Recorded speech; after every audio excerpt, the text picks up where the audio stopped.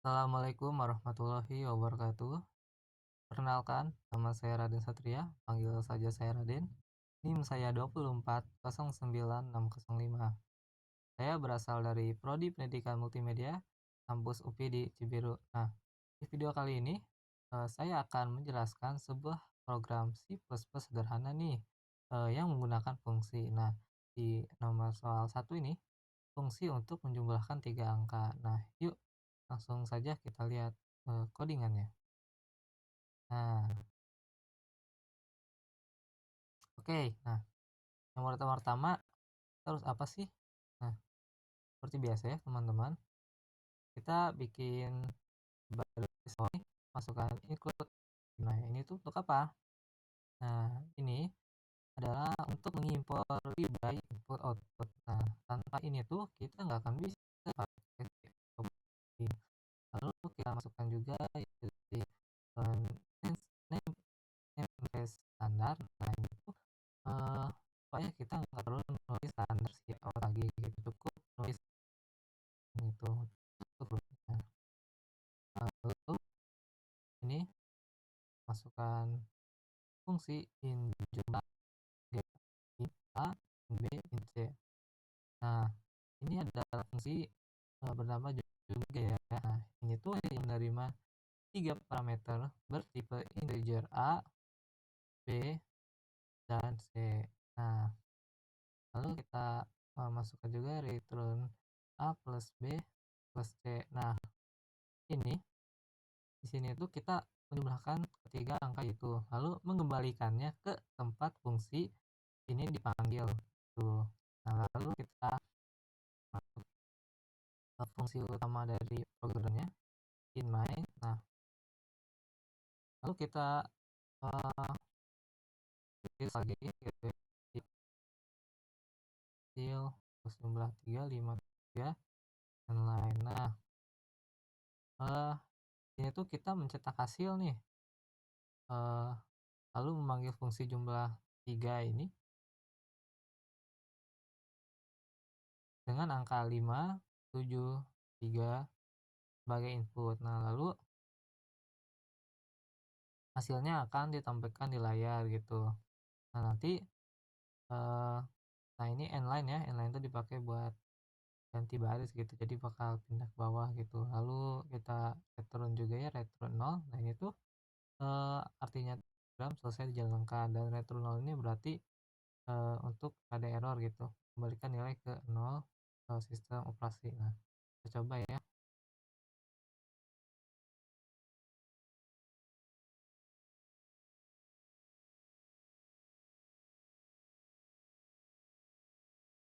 Nah, ini ya hasilnya adalah 15 gitu, seperti itu.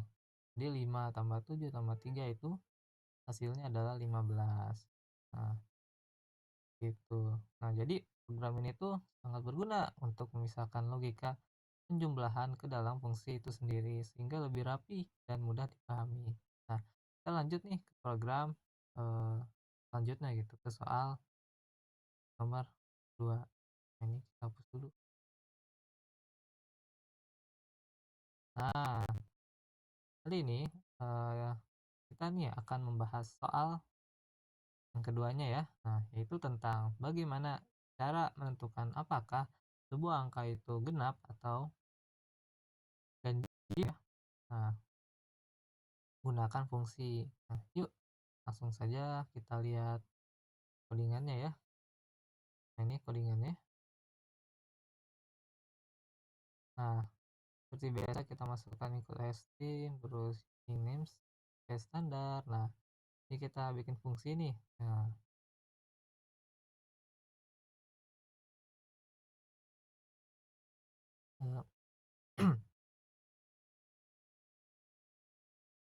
nah ini fungsi bool is genap, boolean is genap, terus in angka.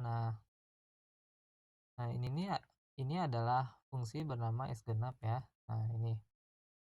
Nah, jadi yang bertipe bool atau boolean ini artinya akan mengembalikan true atau false gitu. Nah, parameternya tuh 1, yaitu angka yang ingin dicek. Nah, lalu ini ya, jika iya sisa bagi sama dengan 0, maka angka genap itu return true. Lalu jika tidak sisa bagi sama dengan garis 0, maka angka ganjil itu sama dengan false. Nah, lalu kita bikin ya, lalu kita masuk ke fungsi utama programnya ya. Nah, ini ada in x sama dengan 8. Nah, ini kita deklarasikan variabel dan beri nilai 8. Jadi kita mau cek apakah 8 itu genap atau enggak. Nah, kita bikin if is genap x. Di sini kita panggil fungsi is genap dengan nilai x sebagai inputnya. Kalau hasilnya true, masuklah ke blok if. Nah, lalu kita else. Nah, out x terus adalah bilangan ganjil. Nah, ini untuk x-nya ya. Ada if, ada else. Nah, tapi kalau nilainya x-nya adalah ganjil ya, maka bagian else ini yang akan jalan begitu dan mencetak bahwa x adalah bilangan ganjil. Lalu kita return 0. Nah, ini ya. Nggak ada program selesai ya. Nah, kita coba ya.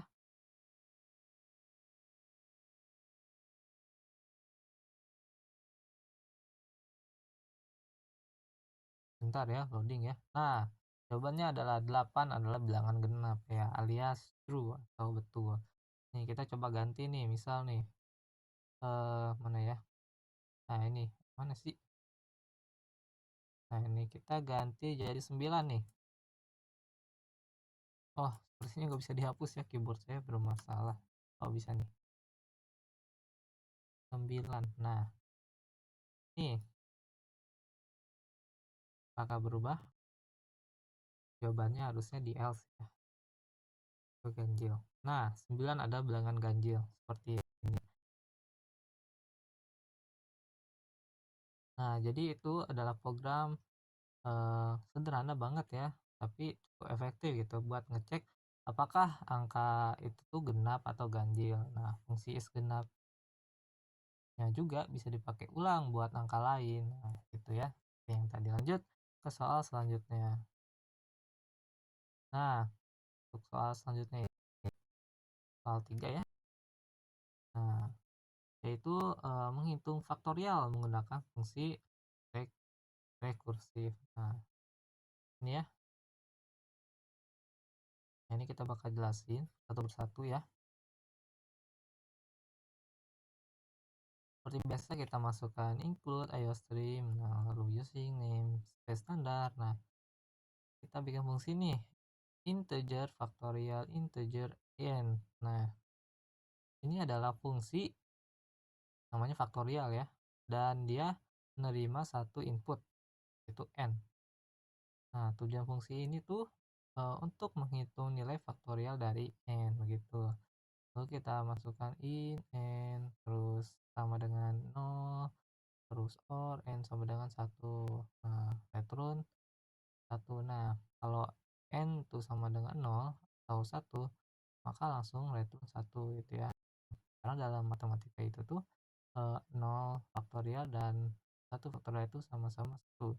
Nah, ini disebut base case untuk mengetikkan rekursi. Nah, ini else-nya ya, return n kali faktorial n kurangin 1. Nah, ini seperti pelajaran di saya waktu SMA ya. Nah, kalau n nya lebih dari 1, maka kita panggil lagi fungsi dengan n1 ya. Nah, kalau n itu sama dengan 5, maka dia akan jadi 5 kali faktorial 4. Lalu faktorial 4 tuh 4 kali faktorial 3 dan seterusnya. Nah, sampai akhirnya nih n itu sama dengan 1.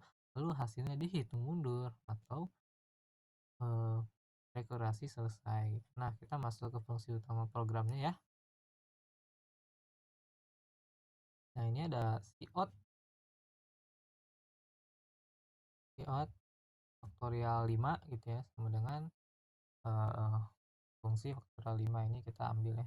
Nah, di sini kita cetak nih hasil dari faktorial 5 itu apa sih? Nah, jadi outputnya tuh nanti adalah 5 faktorial sama dengan 120.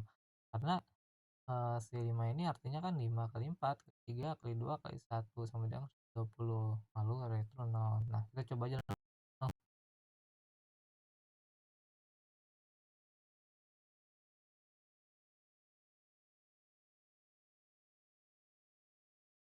Nah, seperti ini ya. 5 faktorial itu faktorial 5 itu sama dengan 120 begitu. Bisa ya.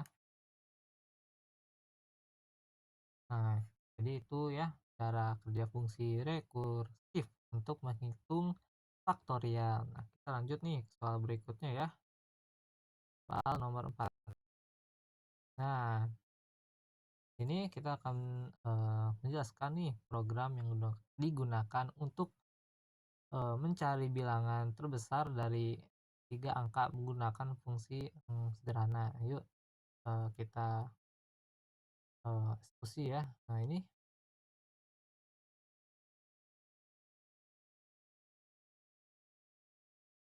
seperti biasa ya, kita masukkan include iStream, posisi namespace standar. Nah, ini. Lalu kita bikin nih fungsi.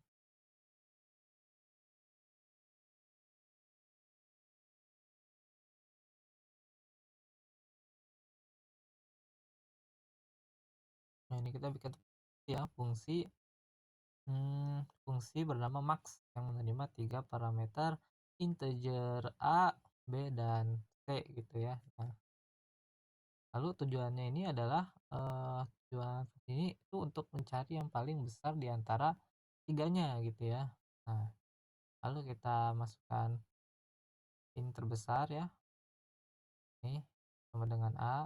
Nah, ini eh, kita mulai dengan mengasumsikan bahwa A ini adalah nilai terbesar. Lalu kita ke if ya, if B sama dengan terbesar. Nah, terus duanya terbesar itu sama dengan B. Nah, jadi di sini tuh kita cek nih apakah B lebih besar dari yang sekarang kita anggap terbesar gitu yang A ya. Nah, kalau iya kita ganti nilainya ke B. Nah, lalu lagi nih if si lebih besar terbesar, nah terus terbesar sama dengan C. Nah, lalu cek lagi nih apakah C ini lebih besar dari yang sekarang. Nah, kalau iya ganti lagi dengan C. Nah, lalu kita masukkan return terbesar. Nah, ini nih setelah semua dibandingkan kita akan kembalikan ke nilai terbesar gitu. Nah, ini kita masukkan program besarnya ya, in main. Nah, ini kita masukkan out bilangan terbesar ini max tadi ya antara 3 angka ini 12, 7, 15. Nah, inline gitu ya. Nah, jadi di sini kita akan memanggil fungsi max dengan 3 angka ya, 3 angka 12, 7, dan 15 gitu ya. Nah, maka hasilnya adalah 15 karena itu adalah angka yang paling besar ya. Itu secara logika kita ya. Nah, lalu return 0. Nah, ini program selesai dengan sukses. Nah, kita coba aja ya di terminal outputnya.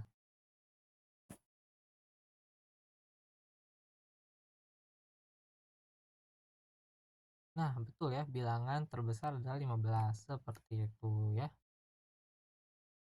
Jadi fungsi ini tuh sangat berguna ya untuk mencari nilai terbesar dari beberapa angka gitu. Nah, ini cocok banget dipakai untuk logika pemilihan nilai tertinggi gitu, kayak nilai ujian, terus nilai ya nilai lainnya gitu ya dan sebagainya. Nah, kita lanjut saja ya ke soal terakhir 5 gitu ya. Nah, di nomor soal ini kita akan mengecek apakah sebuah tahun adalah tahun kabisat atau bukan. Nah, kita langsung saja eksekusi ya. Nah, seperti biasa kita masukkan include string, terus using namespace standar. Nah, kita bikin nih fungsi is kabisatnya. Nah, yang pertama-tama, kita masukkan boolean, terus is kabisat in tahun. Nah, ini kita bikin fungsi is kabikat ini fungsinya untuk menentukan apakah tahun yang diberikan itu adalah tahun kabisat. Nah, begitu. Ini tahun kabisat ini terjadi jika habis dibagi 4 dan tidak habis dibagi 100 atau habis dibagi 400. Yang ini ya, return tahun persen 4 terus sama dengan 0 dan tahun persen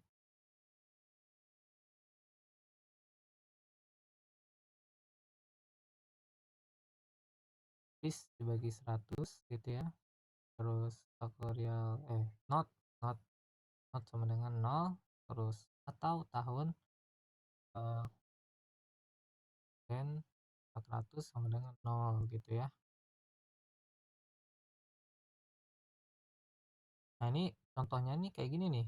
Eh, contoh nih 2024 nih habis dibagi 4 dan tidak habis dibagi 100.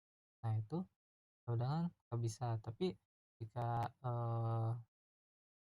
19 tahun 1900 gitu habis dibagi 100 bukan kabisat, kecuali juga habis dibagi 400 seperti tahun 2000 gitu. Nah, ini kita masuk nih ke in my. Nah, int T sama dengan 2024. Nah, ini kita akan deklarasikan variabel T dan beri nilai 2024. Nah, ini kita masukkan if ya, if is kabisat T. Nah, ini kita bakal cek apakah T merupakan tahun kabisat dengan memanggil fungsi is kabisat. Nah, lalu ada cout T adalah tahun kabisat source and line. Nah, jadi jika true atau benar maka tampilannya bahwa tahun tersebut adalah tahun kabisat.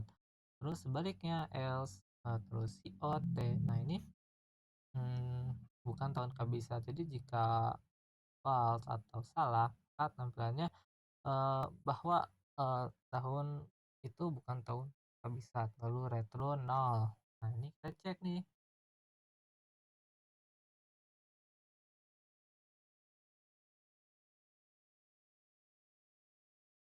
Nah, 2024 adalah tahun kabisat. Nah, seperti itu ya. Nih kita coba nih ya. Kalau kita ubah jadi tahun berapa ya? 1900 ya. 1900. Nah, nih, baca nih.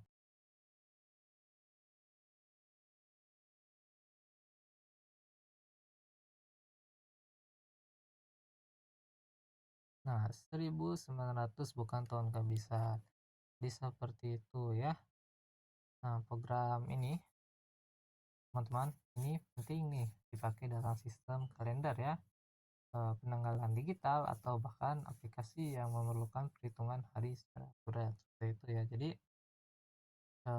terima kasih ya teman-teman yang sudah menyimak eh, videonya gitu ya. Jangan lupa dukung saya gitu ya. Sekian, terima kasih, mohon maaf bila ada kesalahan. Wassalamualaikum warahmatullahi wabarakatuh.